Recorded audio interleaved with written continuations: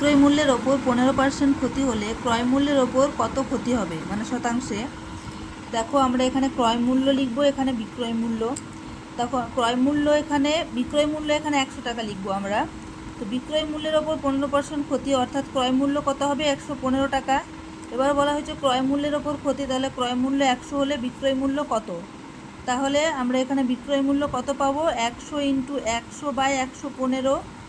এবার হচ্ছে 5 দিয়ে কাটলাম, 5 × 20 100, আর এখানে 23।